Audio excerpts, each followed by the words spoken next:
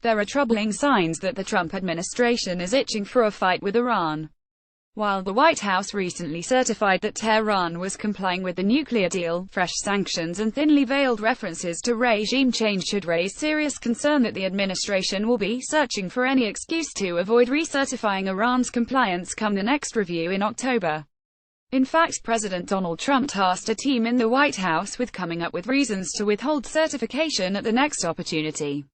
And in a July 25 interview with The Wall Street Journal, Trump prejudged the October outcome, saying he fully expected Iran to be declared non-compliant. Breaking the nuclear deal, presumably to keep a campaign promise, could put Washington on a slippery slope towards a military confrontation with Iran. Sabotage of the accord that Iran negotiated, not only with the United States, but also with Russia, China, the United Kingdom, France and Germany, would be received in Tehran as a message that Washington is preparing for military action, and that it must therefore prepare for the worst.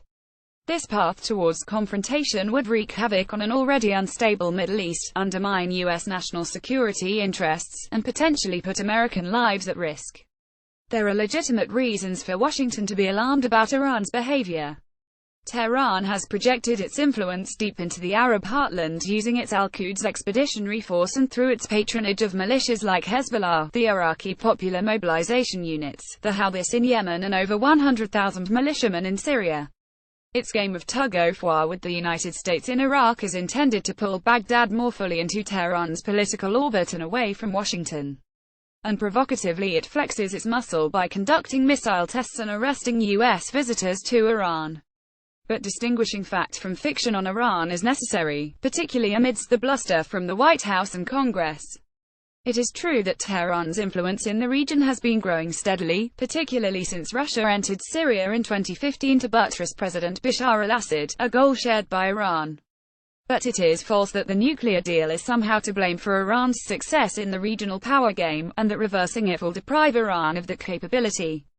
What has given Iran the capacity to meddle isn't the nuclear deal, but rather the large political vacuum that now exists smack in the center of the Arab world.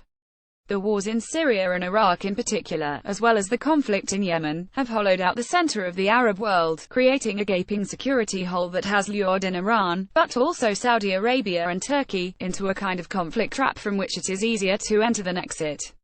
Iran has inflamed these conflicts, and efforts by Washington to counterbalance Tehran's regional power make sense.